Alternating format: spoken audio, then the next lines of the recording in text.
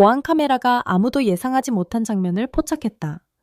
조지아의 한 고등학교의 지저분한 화장실에서 캠퍼스에서 가장 부유한 학생이자 기술, 억만장자의 상속자인 노아 러더퍼드가 며칠 전 공개적으로 모욕했던 학교 청소부와 함께 무릎을 꿇고 변기를 닦고 있는 모습이었다. 이 영상은 순식간에 퍼져나갔다. 학생들은 충격을 받았고 교사들은 복도에서 수군거렸으며 모두가 같은 질문을 던졌다. 포르쉐를 타고 다니는 노아 러더퍼드가 왜 화장실을 청소하고 있는 걸까? 그들이 모르는 것은 이것이 처벌이 아니라는 사실이었다. 그것은 추락이자 교훈, 어쩌면 재탄생이었다. 레이크뷰 고등학교의 화요일 아침은 평소와 달랐다. 복도는 평소의 수다나 마지막 순간의 벼락치기로 가득 차 있지 않았다. 대신 긴장감이 흐르는 묘한 침묵이 감돌았다. 학생들은 작은 그룹으로 모여 마치 유령이라도 본 듯 휴대폰을 응시했다. 이거 진짜야? 한 소녀가 물가 근처에서 휴대폰을 꽉 쥐고 속삭였다. 내 눈으로 봤어. 후드를 쓴 한 남자가 중얼거렸다. 그는 병이 안에 손을 넣었어. 영상은 오래된 복도 카메라로 찍혀 화질이 좋지 않았지만 그 이미지 자체는 명확했다. 억만장자의 아들인 노아 러더퍼드가 학교의 청소부와 함께 지저분한 남자 화장실 바닥에서 무릎을 꿇고 있었다. 청소부인 해리스 씨는 잘 알려져 있지 않았다. 키가 크고 조용하며 항상 낡은 네이비 점프슈트와 해진 모자를 쓰고 학교를 그림자처럼 다녔다. 대부분의 학생들은 그의 이름조차 몰랐고 그의 이야기를 아는 사람은 더 적었다. 그러나 영상에서 해리스 씨는 노아 옆에 서서 양동이를 들고 황금 소년이 마치 목숨이 달린 것처럼 바닥을 닦는 모습을 차분히 지켜보고 있었다. 이마에 땀이 맺히고 소매는 걷어붙였으며 디자이너 신발은 젖고 얼룩졌다. 너무나 어울리지 않아 깊은 가짜처럼 느껴졌지만 그것은 진짜였다. 영상은 인스타그램과 틱톡에서 폭발적으로 퍼졌고 부유한 소년의 바닥을 치다부터 노아의 화장실 구원까지 다양한 캡션이 붙었다. 반응은 주로 불신이었다. 그가 미친 거야. 누군가 교사 휴게실에서 말했다. 바이럴 되려고 하는 거야. 요즘 부유한 애들은 관심 끌려고 뭐든지 해. 다른 사람이 반쯤 웃으며 대답했다. 카터 교장은 긴급 회의를 소집했다. 그녀는 진주 목걸이를 움켜쥐며 눈에 띄게 동요한 모습이었다. 우리는 이걸 통제해야 해. 그 소년의 아버지가 우리 학군을 거의 지원하고 있어. 스캔들로 번지게 할 수 없어. 그러나 이미 늦었다. 점심시간까지 모두가 영상을 봤다. 노아는 첫 수업에 나타나지 않았다. 그리고 마침내 두 번째 종이 울리기 직전에 정문을 통과했을 때 복도는 다시 침묵에 휩싸였다. 자신감은 사라졌다. 고급 옷과 디자이너 선글라스도 사라졌다. 그는 평범한 청바지와 회색 티셔츠, 낡아빠진 운동화를 입고 있었다. 어깨는 편안하게 내려가 있었고 눈은 피곤해 보였다. 정말 아무 말도 안 할 건가? 누군가 속삭였다. 노아는 유령처럼 복도를 지나갔다. 더 이상 존경받지 않았지만 관찰되었다. 그는 교실에 들어가 뒤에 앉아 말하지 않았고 휴대폰을 보지도 않았으며 단지 주머니에 손을 넣고 천천히 숨을 쉬며 창밖을 응시했다. 점심시간 동안 그 영상은 실수로 아니면 의도적으로 10초 동안 카페테리아 TV에 방송되었고 그것은 영원처럼 느껴졌다. 학교는 청소부 옆에 무릎을 꿇고 있는 노아를 지켜보았다. 필터도 편집도 없는 현실이었다. 그러나 그 이미지 속에서 사람들을 불안하게 만드는 무언가가 있었다. 아무도 정확히 설명할 수 없는 노아의 표정이었다.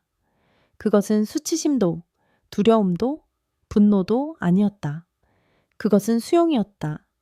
방과 후 문학교사인 콜먼 씨는 사서에게 조용히 말했다. 그 소녀는 빚을 갚고 있어. 사서는 고개를 갸웃했다. 누구에게 빚을 갚고 있는 거죠? 콜먼은 대답했다. 그 자신에게. 자존심은 항상 갚아야 할 것을 요구하지.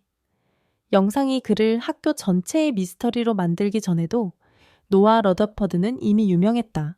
아니면 최소한 악명 높았다. 러더퍼드라는 이름은 대학 건물, 암 연구소, 심지어 지역 경기장에도 있었다. 그의 아버지 피터 러더퍼드는 포브스 표지에 등장하고 눈 하나 깜짝하지 않고 수백만 달러를 기부하는 기술 억만장자였다. 노아는 그의 외아들이었다. 외부에서 보면 노아는 모든 것을 가진 것처럼 보였다. 그는 3층짜리 대저택에서 자랐다. 테니스 코트, 온수 수영장, 개인 요리사가 있었다. 그는 아니요 라는 말을 들어본 적이 없었다. 그의 어린 시절은 독점적인 예비학교, 전세 비행기, 잡지 화보처럼 보이는 휴가로 가득했다. 레이크뷰 고등학교로 전학 왔을 때 그는 이미 그곳이 자신의 것인 것처럼 걸어 들어왔다. 첫날 그는 은색 포르쉐를 교장 주차 공간 옆에 주차했다. 둘째 날 그는 주목받기 위해 카페테리아 전체에 점심을 사줬다. 셋째 날 그는 왕족처럼 그의 모든 움직임에 매달리는 추종자 무리를 얻었다. 그러나 노아는 단순히 오만한 것이 아니었다. 그는 계산적이었다. 그는 미소로 모욕했고 매력으로 반 친구들을 당황하게 했으며 건물의 모든 성인, 특히 청소부들을 하찮게 여겼다. 한 번은 갓 닦은 복도를 지나가다가 약간 미끄러졌다. 넘어질 정도는 아니었지만 화가 나기에는 충분했다. 그는 해리스 씨에게 말했다. 이 바닥은 엉망이야. 그냥 은퇴하는 게 어때? 해리스 씨는 대답하지 않았다. 그냥 조용히 바닥을 닦았다. 노아는 웃었다. 집에서도 상황은 나아지지 않았다. 단지 더 차가웠다. 그의 아버지 피터는 거의 집에 없었다. 있을 때는 대화가 사업 회의처럼 느껴졌다. 학교는 어때? 괜찮아요. 날 부끄럽게 하지 않을 만큼 성적은 유지하고 있지? 그리고 침묵. 노아에게 그가 중요하다고 말해주는 유일한 사람은 그를 키운 늙은 가정부 말이었다. 너는 내 아버지가 아니야. 그녀는 자주 말했다. 아침 식사를 건네며. 하지만 나는 그의 아들이에요. 노아는 한번 대답했다. 그게 무슨 뜻이에요? 그것은 네가 더 나은 사람이 될지, 더 나쁜 사람이 될지를 선택할 수 있다는 뜻이야. 그녀는 말했다. 그러나 노아는 듣고 있지 않았다. 정말로 듣지 않았다. 왜 그래야 했을까? 그는 돈이 있었다. 영향력이 있었다. 권력이 있었다. 바닥이 미끄러지기 전까지는. 그것은 어느 날 오후 과학관을 걸어가며 아이스 커피를 손에 들고 파티에 대한 시끄러운 전화를 하던 중에 일어났다. 복도는 막 왁스칠이 되어 있었다. 밝은 노란색 주의 표지가 곳곳에 있었다. 그는 그것들을 보지 못했거나 무시했다. 그의 발이 미끄러졌다. 그는 바닥에 세게 부딪혔다. 커피가 터졌다. 모두가 보았다. 그리고 해리스 씨가 왔다. 괜찮니, 아들? 그는 손을 내밀며 물었다. 노아는 그 손을 쳐냈다. 이건 역겨워. 누가 이렇게 청소를 해? 그는 소리쳤다. 누군가 이 학교를 고소하고 싶어. 이건 한심해. 해리스 씨는 간단히 표지판을 가리켰다. 경고가 있었어. 나는 5분 전에 이 복도를 닦았어. 다음번에는 더 잘 닦아. 노아는 쏘아붙였다. 내 아버지한테 전화하기 전에. 그 순간은 한반 친구의 휴대폰에 포착되었고 모든 것을 바꿀 것이다. 그날 밤 피터 러더퍼드는 영상을 조용히 보고 전화를 걸어 한 통의 전화를 했다. 내일 아침 거실에서 그가 다음에 올 것을 좋아하지 않을 거야. 다음 날 아침 노아는 여전히 반쯤 잠이 든 채로 계단을 내려갔다. 그는 디자이너 후드티, 잠옷바지, 슬리퍼를 입고 있었다. 평소처럼. 그는 아버지를 볼 줄 몰랐다. 피터 러더퍼드는 거의 항상 없었고 회의에 묻히거나 도시 사이를 비행하고 있었다. 그러나 오늘은 거기에 있었다. 거실에 앉아 무릎 위에 접힌 신문, 테이블 위에 태블릿, 정지된 영상이 화면에서 반짝였다. 그것은 노아가 해리스 씨에게 화를 내며 손가락질하는 정확한 순간이었다. 앉아. 피터는 고개를 들지 않고 말했다. 노아는 얼어붙었다. 아빠, 이거 영상 때문이라면? 그가 시작했다. 억지로 자신만만한 미소를 지으며. 그건 그렇게 심각한 게 아니었어요. 그 청소부는 항상 물기를 남겨요. 누군가는 넘어질 수밖에 없었어요. 피터는 고개를 들었다. 그의 눈은 화난 것이 아니었다. 차가웠다. 심각하지 않다고? 그는 조용히 반복했다. 너는 단지 일을 하고 있는 사람을 모욕했어. 그게 심각하지 않은 거야? 노아의 미소는 사라졌다. 피터는 앞으로 몸을 기울여 무릎에 팔꿈치를 얹었다. 너는 내 이름을 가지고 있어, 노아. 그건 특권과 함께 오지만 책임도 함께 와. 그리고 최근에 네가 보여준 것은 오만한 뿐이야. 난 단지 사실을 말한 거였어요. 그 사람은? 그 사람, 피터는 말을 끊었다. 한때는 교수였다. 아내가 알츠하이머에 걸리자 경력을 포기하고 그녀를 돌봤다. 그는 모든 것을 잃었지만 존엄성만은 지켰다. 너는 그 존엄성을 잃어버린 것 같구나. 노아는 균형을 잃고 눈을 깜빡였다. 피터는 천천히 일어나 창문 쪽으로 걸어가더니 다시 돌아섰다. 그래서 이렇게 할 거다. 오늘부터 너는 그와 함께 일하게 될 거야. 화장실 청소하고 바닥 닦고 쓰레기통 비우고 일주일 내내. 노아는 비웃었다. 농담이지. 피터는 눈 하나 깜빡이지 않았다. 해리스 씨에게 보고할 거야. 유니폼을 입고 지시를 들어야 해. 노아는 갑자기 일어서며 목소리를 높였다. 이건 미친 짓이야. 나를 청소부로 만들다니. 난 아들이잖아. 피터는 더 가까이 다가갔다. 네가 내 아들이기 때문에 완전히 썩기 전에 네 안에 무언가를 고칠 기회를 주는 거야. 아니면 문을 가리켰다. 너는 떠날 자유가 있어. 내 이름 없이, 내 돈 없이, 이 집 없이. 방은 침묵 속에 무너진 듯했다. 노아는 아버지를 바라보며 농담이길 기다렸다. 그런 건 없었다. 좋아, 중얼거렸다. 할게. 하지만 이게 뭘 바꾸진 않아. 피터는 고개를 끄덕였다. 아니, 널 바꾸지. 그날 오후 노아는 포르쉐를 타고 학교에 가지 않았다. 대신 서비스 밴이 뒷주차장에 그를 데려다 주었다. 마리가 그의 유니폼을 다려놓았다. 딱딱한 천의 남색 작업복, 고무장갑, 철제 발끝이 있는 부츠. 그는 그 냄새가 싫어졌다. 그 냄새가 자신에게 달라붙는 것도 싫어졌다. 해리스 씨는 이미 청소 도구실을 열고 있었다. 나타날 줄 몰랐는데 해리스는 차분하게 말했다. 고개를 들지 않고. 노아는 대답하지 않았다. 걸레 가져와. 해리스가 덧붙였다. 일이 많아. 첫 작업은 간단했다. 과학통이 쓰레기를 비우고 체육관의 창문을 닦아. 그런 다음 식당 근처 복도를 쓸어. 화려하지 않았다. 빠르지도 않았다. 해리스는 많이 말하지 않았다. 그냥 짧고 감정 없는 지시만 했다. 시간이 흘렀다. 노아의 팔이 아팠다. 그의 등은 비명을 질렀고 그의 자존심은 피를 흘렸다. 마침내 그들이 2층 남자 화장실에 들어갔을 때 비디오에 나왔던 그곳. 해리스는 그에게 솔과 양동이를 건넸다. 진심이야? 노아가 물었다. 그만둘 수 있어. 해리스는 담담하게 말했다. 문은 저기 있어. 노아는 이를 악물고 쪼그려 앉아 솔을 양동이에 담갔다. 그리고 문지르기 시작했다. 화학약품이 그의 코를 찔렀고 손이 경련을 일으켰고 땀이 그의 이마에 맺혔다. 아무도 보고 있지 않았다.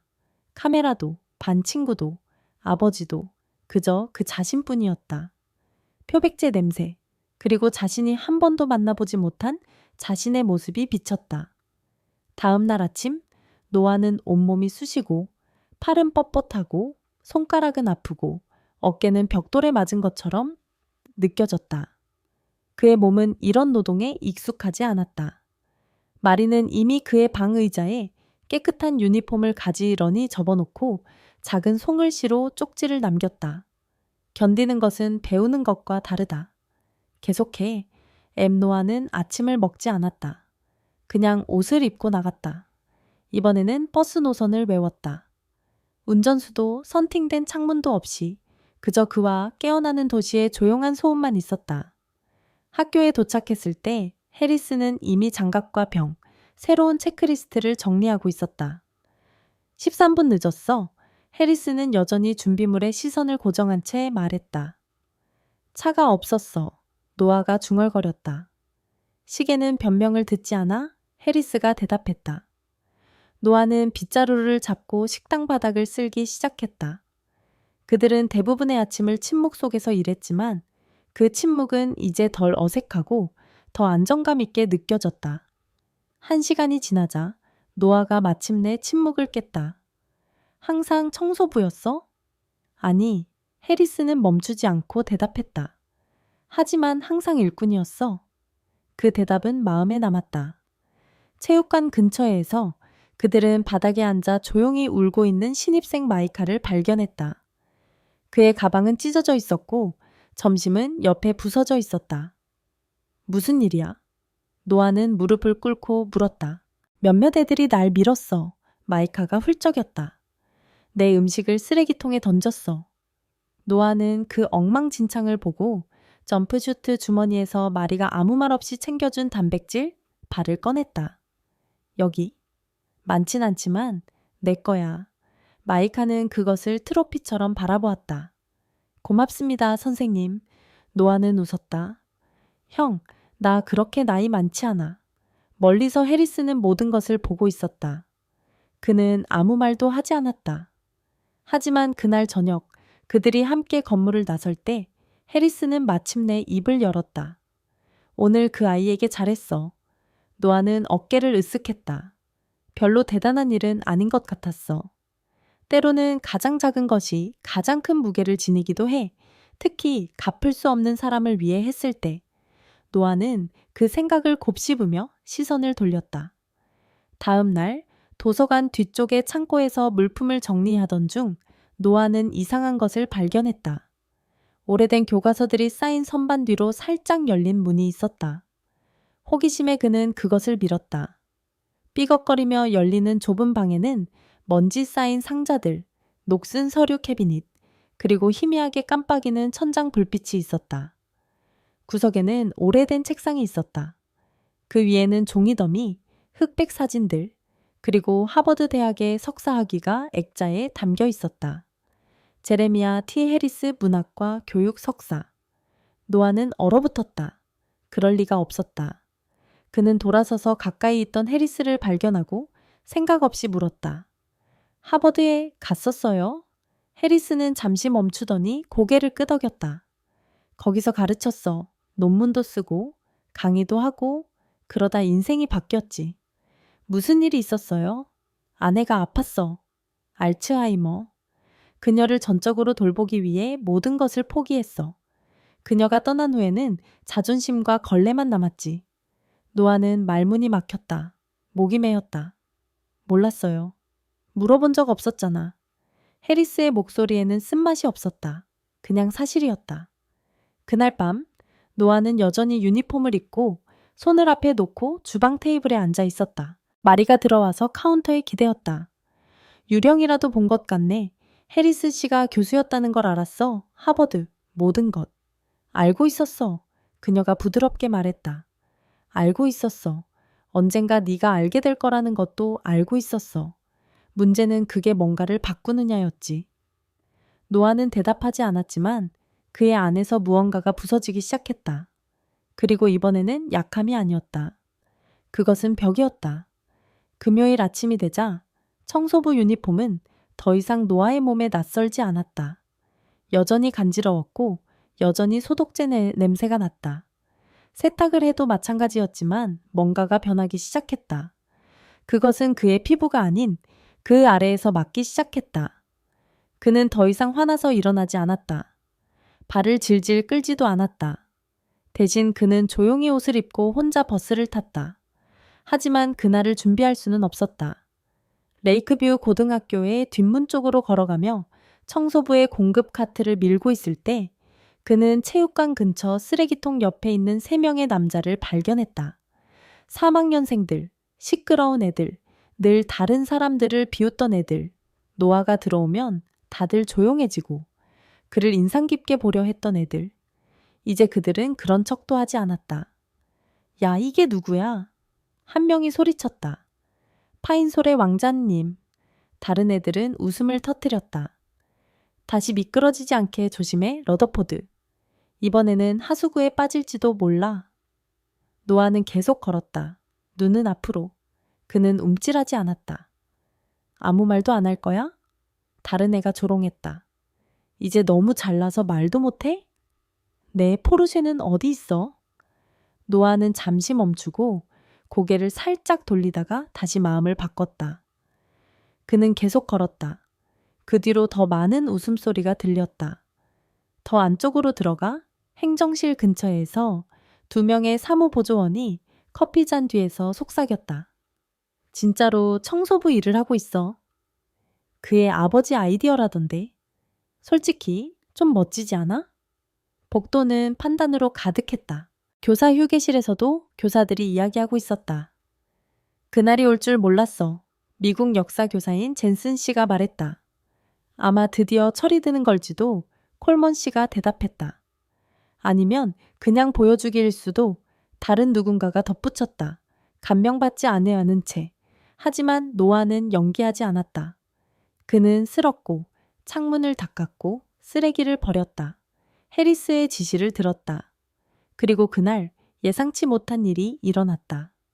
식당에서 트레이를 비우던 중 노아는 그의 옛 친구 몇 명이 앉아있는 테이블을 지나쳤다. 한때 그의 그림자처럼 따라다니던 무리, 이제 그들은 손을 흔들지 않았다. 고개를 끄덕이지도 않았다. 그들은 그를 투명하게 보았다. 그리고 그중 한 명이 무심코 그와 부딪혀 트레이가 가득 차 있던 밥소스와 주스가 그의 유니폼에 쏟아졌다. 아시, 소년이 웃으며 말했다. 다른 아이들은 킥킥거렸다. 노아는 얼어붙었다. 그레이비 소스 냄새가 그의 칼에 스며들었고 그의 주먹은 꽉 쥐어졌지만 그는 아무 말도 하지 않았다. 식당 건너편에서 해리스가 그 장면을 보았다. 그는 조용히 다가와 주머니에서 헝겊을 꺼내어 아이를 돌보는 부모처럼 노아의 가슴을 닦기 시작했다. 가서 씻고 와. 해리스는 부드럽게 말했다. 우리는 아직 비동을 닦아야 해. 노아는 고개를 끄덕이고 말없이 걸어갔다. 하지만 나중에 그들이 카트를 밀고 식당을 나갈 때 그는 중얼거렸다. 난 이제 지쳤어. 해리스는 그를 보았다. 뭐가? 비웃음 당하는 것, 아무것도 아닌 것처럼 취급받는 것. 해리스는 멈춰서 벽에 기대고 말했다. 그런 사람들에게 힘을 주지 마. 나도 무시당한 적 없어? 그게 포인트야. 성장에는 항상 아픔이 있어. 노아는 바닥을 바라보았다. 유니폼. 나를 보이지 않게 해줄 줄 알았어. 아니, 해리스는 차분한 목소리로 말했다. 그건 너 자신에게 널 보이게 하는 거야. 그날 밤 노아가 집에 들어왔을 때 마리는 따뜻한 스파게티를 준비해 두었다. 간단했다. 장식도 없고 수입 소스도 없고 그냥 조용한 식사와 접힌 냅킨이 있었다. 그는 말없이 앉았다. 오늘 먹었어? 그녀가 부드럽게 물었다. 조금. 그녀는 기다렸다. 침묵이 진실을 초대하도록 그들이 날 비웃었어. 그는 마침내 말했다. 그들이 나에게 음식을 쏟았어. 난 입을 다물고 싸우지 않았어. 마리는 고개를 끄덕였다. 그리고 그 기분은 어땠어? 끔찍했어. 노아가 고개를 숙이며 말했다. 하지만 또 뭐? 모르겠어. 맞지? 그녀는 부드럽게 웃었다. 때로는 침묵이 힘이야. 수치를 흘리지 않고 담는 법을 배우는 것. 그게 진정한 힘이야. 다음 날 아침 노아는 평소보다 더 일찍 학교에 도착했다. 그는 곧장 2층 남자 화장실로 갔다. 모든 일이 시작된 곳, 그 영상의 장소. 이번에는 카메라도 목격자도 명령도 없었다. 그냥 조용하고 빈 화장실과 구석에 있는 양동이뿐이었다. 그는 무릎을 꿇고 소를 들고 세제를 묻혀 문지르기 시작했다. 누군가 시켜서가 아니라 그것이 필요했기 때문에, 그가 해야 했기 때문에. 해리스가 20분 후 도착했을 때 이미 땀에 젖은 그를 보고 아무 말도 하지 않았다. 그는 그냥 작게 고개를 끄덕였다. 노아는 계속 문질렀고 처음으로 바닥이 빛나기 시작했다. 그 후 매일이 리듬을 타기 시작했다. 청소, 걸레질, 숨쉬기, 반복. 하지만 이제는 기계적이지 않았다. 그것은 의도적이었다. 반복 속에 뭔가가 그를 안정시키고 그의 마음을 집중시켰다. 노아는 더 이상 학교에 오는 것을 두려워하지 않았다. 그는 일찍 오고 늦게 떠나고 조용히 있었다. 하지만 어떤 일들은 여전히 그를 무너뜨렸다. 물통을 나르는 것처럼 그냥 물통이었다. 오래된 플라스틱, 바랜 주황색, 반쯤 채워진 비누 섞인 표백제 물. 하지만 그의 손에 들리면 그것은 더 무거웠다. 손잡이는 그의 손바닥을 파고들었다. 걸을 때마다 물이 옆으로 넘쳐 부츠에 스며들었다. 몇 분 후 그의 어깨는 타들어갔다. 그냥 물이었지만 그것은 더 많은 것처럼 느껴졌다. 어느 날 아침, 해리스가 그에게 식당 밖의 돌 패티오를 청소하도록 부탁했다. 물통 가져가. 내가 호스를 돌릴게.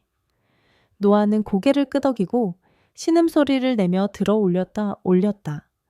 마당을 가로질러 나르면서 한 걸음 한 걸음이 점점 느려졌다.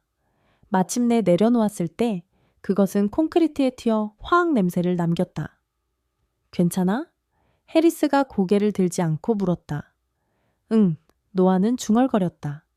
생각보다 무거워. 오도 무거워. 해리스는 호스를 연결하고 손잡이를 돌리며 말했다. 무거운 건 물이 아니야. 네가 함께 나르는 모든 것이야. 노아는 그를 바라보며 혼란스러워했다. 무슨 뜻이에요? 넌 그 물통만 나르는 게 아니야. 죄책감, 수치, 자존심, 그리고 아마도 처음으로 정직함을 나르고 있어. 노아는 벤치에 앉아 그 말을 곱씹었다. 그들이 청소하는 동안 학생들이 무리지어 지나갔다. 웃고, 속삭이고, 몇몇은 손가락질하고, 다른 이들은 그가 거기에 없는 것처럼 행동했다. 하지만 노아는 더 이상 신경 쓰지 않았다. 그의 안에서 뭔가 변화했다. 그날 늦게 음악동 뒤에 오래된 창고를 청소하던 중 해리스는 느슨한 바닥 타일에 미끄러져 크게 넘어졌다. 그는 신음하며 어깨를 움켜잡았다. 노아는 급히 달려갔다. 해리스 선생님, 괜찮으세요? 그냥 약간의 충격일 뿐이야. 괜찮아. 괜찮지 않아요. 제가 도와드릴게요. 노아는 웅크리고 그를 천천히 간호실로 안내했다. 해리스는 저항하지 않았다. 자리에 앉자 그는 어깨에 얼음팩을 대고 깊게 숨을 쉬었다. 노아는 그 앞에 서서 기다렸다. 지켜보며 더 조심했어야 했어. 해리스는 중얼거렸다. 당신은 모두를 돌봐주셨잖아요. 노아가 대답했다. 한 번쯤은 누군가가 당신을 돌보게 해주세요. 해리스는 피곤한 미소를 지었다. 넌 좋은 아이야, 뒤네? 노아는 고개를 저었다. 아직은 아니지만 그렇게 되고 있어요. 그리고 그는 진심이었다. 금요일 아침은 이상한 고요함을 가지고 왔다. 하늘은 회색이었다. 바람은 나무 사이로 속삭였고 레이크뷰 고등학교의 모든 것이 조용했다. 노아는 평소보다 더 일찍 도착했다. 그 안에서 뭔가가 움직이고 있었다. 불안도, 두려움도 아닌 뭔가 다른 것, 마치 대답을 기다리는 질문 같은. 해리스 선생님은 이미 창고에서 장갑을 정리하고 걸레를 접고 재고를 확인하고 있었다. 그것은 그의 의식이었다. 정확하고 조용하고 예측 가능한.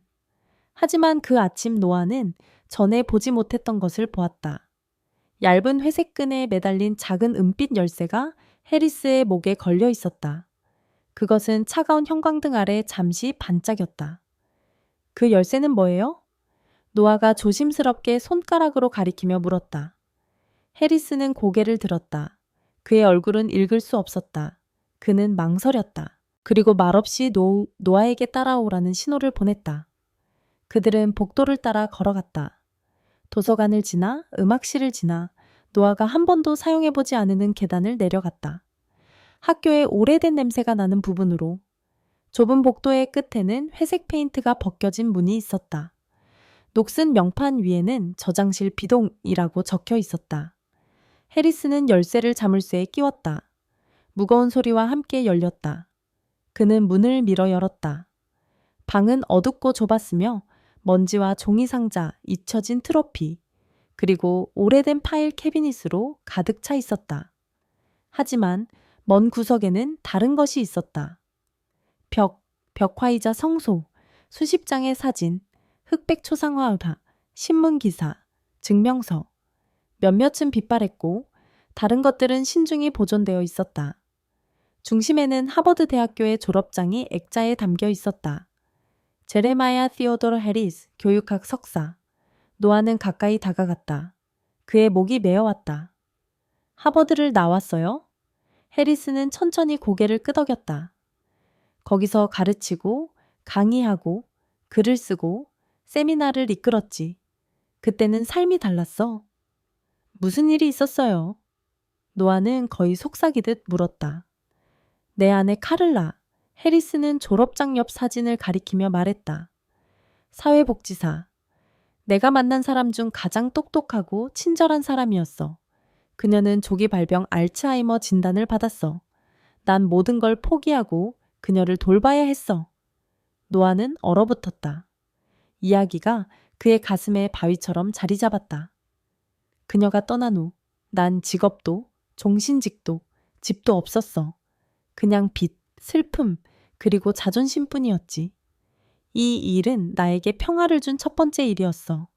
그것은 진짜였고 조용했고 나를 움직이게 했어. 노아는 다시 벽을 바라보았다. 한 사진에는 학생들로 둘러싸인 해리스가 연단에 서 있는 모습이 있었다. 배경에는 올해의 교수, 1900이라는 배너가 걸려 있었다. 여기서 영광을 받으셨군요. 노아는 부드럽게 말했다. 그리고 지금은 바닥을 청소하고 계세요. 해리스는 희미하게 미소 지었다. 삶은 어디에 서 있는지가 아니라 어떻게 걷고 가는 길에 누구를 들어올리는지가 중요해.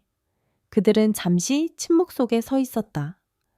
그들 둘만이 알던 이야기에 둘러싸여 해리스가 그것을 숨긴 것이 아니라 아무도 알아보려 하지 않았기 때문에 그날 늦게 그들이 평소의 일과를 끝내면서 노아는 본 것의 무게를 떨칠 수 없었다. 그 성소, 그 역사, 그 조용한 품위. 왜 아무에게도 말하지 않았어요? 그가 점심시간에 물었다. 아무도 물어보지 않았어. 해리스가 대답했다. 그리고 솔직히 중요한 건 이야기가 아니라 그걸로 무엇을 하느냐야. 노아는 천천히 고개를 끄덕였다. 그는 다르게 느꼈다. 무겁지만 나쁜 방식은 아니었다. 마치 마침내 자신의 가벼움을 깨달은 것처럼. 노아는 줄곧 그랬던 것처럼 그날 저녁방에 앉아 있었다. 교복을 입은 채로 벽을 응시하며. 그는 휴대폰도 보지 않았고 음악을 스트리밍하지도 않았다. 그냥 앉아서 생각하고 있었다. 마리가 문을 살짝 열고 물었다. 괜찮아? 알아냈어, 선생님. 하버드 교수였던 해리스가 모든 것을 포기하고 견뎌내며 지금은 조용히 화장실을 청소하고 있다는 것을. 그녀는 방으로 들어와 그의 옆에 앉았다. 알고 있었어. 그녀가 부드럽게 말했다. 그리고 언젠가 네가 알게 될 거란 것도 알고 있었어. 다만 그게 너에게 중요할지 몰랐을 뿐이야. 노아가 그녀를 바라보았다. 중요해. 그녀가 미소 지었다. 그러면 그는 이미 내 삶을 바꾼 거야. 노아는 한숨과 항복이 섞인 소리를 내쉬었다. 그 순간 그의 내면에서 무언가가 열렸다. 그날 밤 노아는 잠을 이루지 못했다. 침대에 누워 눈을 크게 뜨고 해리스와의 모든 상호작용을 되새겼다. 그를 무시했던 모든 순간, 가혹한 농담, 마치 그가 거기 없는 것처럼 그를 지나쳤던 모든 순간, 이제 그는 더 잘 알았다. 해리스가 매일 짊어지는 무게를, 그의 등뿐만 아니라 그의 영혼까지. 해가 뜨기 전 노아는 옷을 입었다. 교복, 부츠, 장갑. 마리가 남겨둔 차가든 보온병과 쪽지를 챙겨 아래층으로 내려갔다. 내 마음이 가득 차면 말하게 해. 그는 쪽지를 주머니에 넣었다. 학교에 도착했을 때 건물은 아직 잠들어 있었다. 야간 관리인 중 한 명만 있었다. 그는 작은 고개를 끄덕이며 노아를 위해 뒷문을 열어주었다. 오늘은 일찍 시작하네. 할 말이 있어요. 노아가 대답했다. 그는 해리스가 도착할 때까지 관리인의 탈의실에서 기다렸다. 문이 삐걱 열리자마자 노아가 일어섰다. 말할 게 있어요. 그가 빠르게 말했다. 해리스가 멈춰서서 문을 닫았다. 당신을 쓰레기처럼 대했어요. 노아가 떨리는 목소리로 시작했다. 그것보다 더 나쁘게 당신이 존재하지 않는 것처럼, 중요하지 않은 것처럼. 그리고 이제 내가 틀렸다는 걸 알아요? 완전히? 부끄럽게도 틀렸어요. 해리스는 들었다. 아무 말도 하지 않았다. 당신을 무시한 것뿐만 아니라 당신이 견뎌온 것, 쌓아온 것, 희생한 것을 무시했어요. 그가 앞으로 나아갔다. 정말 죄송합니다. 해리스가 그를 바라보며 말했다. 노아, 사과는 나한테 할 게 아니야. 너 자신에게 해야 해. 누군가의 가치를 그들이 입은 옷이나 하는 일에 묶어두며 낭비한 시간에 대해. 노아는 고개를 끄덕이며 힘겹게 삼켰다. 아직 갈 길이 멀다는 걸 알아요. 하지만 당신이 듣길 원했어요. 해리스가 부드럽게 미소 지었다. 잘 들었어. 그날 노아는 부끄러움 없이 복도를 걸었다. 여전히 교복을 입고 여전히 조용했지만 그에게는 새로운 무언가가 있었다. 차분함, 존재감. 점심시간에 그는 카페테리아의 가장자리에서 혼자 식사하는 조용한 신입생 미카를 발견했다. 노아가 다가갔다. 여기 앉아도 될까?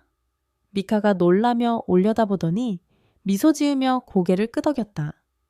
그때 베데에 고마워. 그가 말했다. 괜찮아? 나아졌어. 그들은 잠시 조용히 앉아 있었다. 압박 없이 그냥 함께. 노아가 말했다. 내 나이 때 나도 혼자 먹었어. 하지만 선택한 것처럼 가장했지. 미카가 부드럽게 웃었다. 나도 그래. 그날 오후 과학통을 청소하던 중 해리스가 예고 없이 말했다. 네가 한 번은 변할 수 있는지 물었지. 노아가 바라보았다. 그래, 너는 이미 변했어. 하지만 변화는 끝이 아니야. 진짜 일이 시작되는 거야. 노아가 고개를 끄덕였다. 그리고 그게 뭐야? 변화를 유지하는 거야. 그날 저녁 집에 돌아와 노아는 교복을 바닥에 던지지 않았다. 그는 그것을 조심스럽게 접어 의자 위에 놓았다. 그리고 거울을 보았다.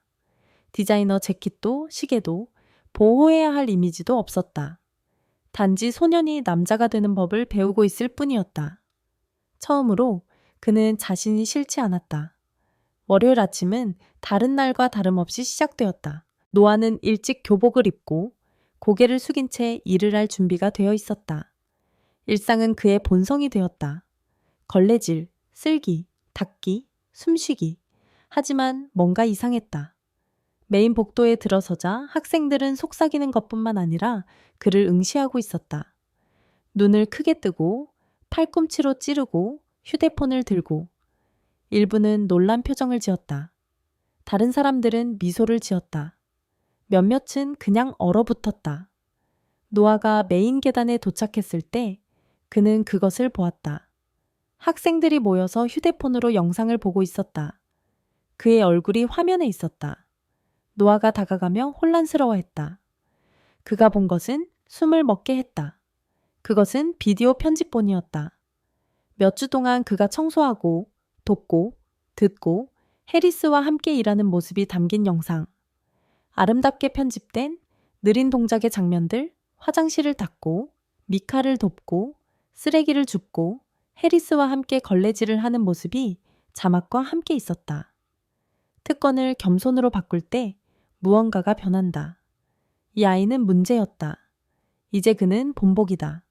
존경은 얻어야 하고 그는 그것을 어렵게 얻고 있다. 노아는 깜빡였다. 이걸 누가 만들었지? 그는 사용자 이름을 확인했다. 그것은 익명이었다. 태그도 없고 게시물도 하나뿐이었지만 숫자는 폭발적으로 증가하고 있었다. 5비 6천 조회수, 4태의 8천 좋아요, 수천 개의 공유와 댓글. 잠깐, 이거 노아 러더퍼드잖아. 예전엔 그를 싫어했는데 이제는 존경해. 더 많은 학교에 미스터 해리스가 필요해. 그는 단지 변한 게 아니라 성장했어. 그 순간 누군가 그의 어깨를 두드렸다. 문학 선생님인 콜먼 선생님이었다. 오늘 윤리 수업에서 내 영상을 보고 있어 그가 말했다. 괜찮겠니? 노아는 말문이 막혀 고개를 끄덕였다. 점심시간이 되자 학교는 조롱이 아니라 호기심, 존경, 성찰로 떠들썩했다. 그를 피하던 선생님들이 이제는 존경에 고개를 끄덕였다. 몇몇 학생들은 그가 사물함을 지나갈 때 박수를 쳤다. 카페테리아 직원은 미소를 지으며 피자 한 조각을 더 건넸다. 심각하기로 유명한 브로디 부교장도 그를 복도에서 멈춰 세웠다. 러더퍼드 군, 그녀가 말했다. 팔짱을 끼고 이 말을 하게 될 줄은 몰랐지만 내가 보는 것이 자랑스럽다. 계속해. 노아는 고개를 끄덕였다. 감사합니다, 선생님. 그날 오후 해리스와 노아는 관리인의 방에서 조용히 수건을 접었다. 봤어? 노아가 물었다. 해리스가 작게 웃었다. 네가 보기 전부터 봤어. 괜찮으세요? 나는 진짜라면 뭐든 괜찮아. 그 영상은 진짜였어. 노아가 잠시 멈췄다. 누구에게도 나를 찍어달라고 하지 않았어요. 그래서 그게 중요한 거야. 해리스가 말했다. 진실은 스포트라이트가 필요 없어. 스스로 드러나지. 5교시 중 카터 교장 선생님이 노아를 사무실로 불렀다. 과거에 대해 이야기하러 온 게 아니야. 그녀가 앞으로 몸을 기울이며 말했다. 너의 미래에 대해 이야기하고 싶어. 그는 기다렸다. 공감, 봉사, 존경에 중점을 둔 학생 주도의 새로운 프로그램을 이끌어주길 원해. 단순한 인식이 아니라 행동이야. 그리고 네가 그 역할에 적합하다고 생각해. 노아의 눈이 커졌다. 저에게 무언가를 이끌라고요? 너는 이미 시작했어. 그녀가 대답했다. 학교는 이제야 따라잡은 거야. 하루가 끝날 때 노아는 체육관 뒤쪽의 하역장에서 해리스 옆에 앉아 해가 체육관 뒤로 지는 것을 보았다. 그는 그에게 한 번 더 비디오와 모든 댓글을 보여주었다. 해리스는 많은 말을 하지 않고 고개를 끄덕였다. 긴 침묵 후 노아가 그를 바라보았다. 이 일을 계속하고 싶어요. 일주일만이 아니라 진짜로, 장기적으로. 해리스가 잠시 그를 바라보더니 부드럽게 대답했다. 그렇다면 내일은 끝난 것 같구나. 다음 날 아침 관리인의 탈의실은 이상하게 느껴졌다. 조용하고 너무 조용했다. 아무도 바로 알아차리지 못했다. 뒤척이는 소리도, 사물함 여는 소리도, 테이블에 보온병을 놓는 소리도 없었다. 해리스 씨는 거기에 없었다. 벤치 위에는 노아에게 보내는 평범한 갈색 봉투가 놓여 있었다. 떨리는 손으로 노아는 그것을 열었다. 그 안에는 손으로 쓴 편지가 있었다. 뚜렷하고 명확한 글씨로. 노아, 이 글을 읽고 있다면 내가 드디어 은퇴했다는 뜻이야. 조용히 내가 원했던 대로. 박수도 연설도 없이 그냥 평화롭게. 넌 대부분의 사람들이 평생 동안 이루는 것보다 더 많은 진전을 이루었어. 네가 중요한 것을 보았고 다른 사람들이 무시한 것을 짊어졌어. 들었다는 것은 드문 일이야. 이 말은 결코 바닥을 청소하는 것이 아니었어. 관점을 청소하는 것이었지. 그리고 아들, 너의 것은 이제 빛나고 있어. 존경을 담아 해리스. 교육은 컵을 채우는 것이 아니라 불을 붙이는 것이야. 노아는 오랫동안 그 자리에 앉아 손에 편지를 들고 침묵 속에서 심장이 뛰는 소리를 들었다. 점심시간까지는 소문이 퍼졌다. 해리스 씨는 은퇴했다. 그냥 떠났다. 학생들은 혼란스러워했고 교사들은 놀랐다. 몇몇은 울었다. 노아는 많은 말을 하지 않았다. 하지만 그날 오후 그는 곧장 카터 교장실로 가는 길이었다. 뭔가 시작하고 싶어요. 그가 말했다. 프로젝트 운동 같은 거라고 노아가 대답했다. 보이지 않는 사람들, 모든 것을 작동하게 하지만 절대 감사받지 못하는 사람들을 위한 것이에요. 우리는 그것을 기초 프로젝트라 부를 겁니다. 그녀는 눈을 깜빡였다. 듣고 있어요? 그 후 몇 주 동안 프로젝트가 시작되었다. 노아가 이끄는 가운데 학생들은 학교 직원들을 인터뷰하고 그들의 이야기를 담은 벽화를 만들고 친절 캠페인을 진행하며 관리인, 카페테리아 직원, 시설관리팀을 위한 감사의 날을 조직했다. 한때 대학 배너로 가득했던 벽들은 이제 레이크뷰의 진정한 영웅들의 초상화로 채워졌다. 본관 복도의 중앙에는 벽화가 공개되었다. 그것은 유니폼을 입고 손에 대걸레를 든 미스터 해리스를 보여주었고 그의 미소는 작지만 자랑스러웠으며 실물보다 크게 그려졌다. 그의 머리 위에는 굵은 흰 글씨로 교실 없는 교사, 미스터 해리스라고 쓰여 있었다. 몇 달이 지났다. 노아는 졸업했고 사업 공부 제안을 거절하고 대신 교육과 사회정책 학위를 신청했다. 몇 년 후 대학 리더십 행사에서 누군가 그에게 물었다. 어떤 순간이 당신의 삶을 바꿨나요? 그는 주저하지 않았다. 양동이를 들고 그것이 단순한 물이 아니란 걸 깨달았던 날입니다. 그것은 내가 다른 사람의 가치를 어떻게 가정해왔는지를 담고 있었어요. 청중은 조용해졌고 곧 박수가 터졌다. 행사 후 한 젊은 청소부가 조용히 그에게 다가왔다. 당신이 그 오래된 영상 속 그 사람 맞죠? 그가 물었다. 노아는 미소 지었다. 네, 그런 것 같아요. 존경합니다. 청소부가 그의 손을 꽉 잡으며 말했다. 당신이 우리를 보게 했어요. 노아는 그의 거친 손을 내려다보았다. 아니요. 그는 부드럽게 말했다. 당신이 우리 자신을 보게 했어요. 저는 단지 마침내 주목했을 뿐이에요. 그 남자는 미소를 지으며 걸어갔다. 노아는 주머니에 손을 넣고 서 있었고 마음이 가득 찬 채로 서 있었다. 유산이란 남겨두는 것이 아니라 여기 있을 때 들어 올리는 것임을 알았다. 영감을 주고 도전하며 종종 들리지 않는 이들에게 목소리를 주는 이야기를 믿는다면 아래의 구독 버튼을 눌러주세요. 더 많은 강력한 여정이 오고 있으며 여러분과 함께하고 싶습니다.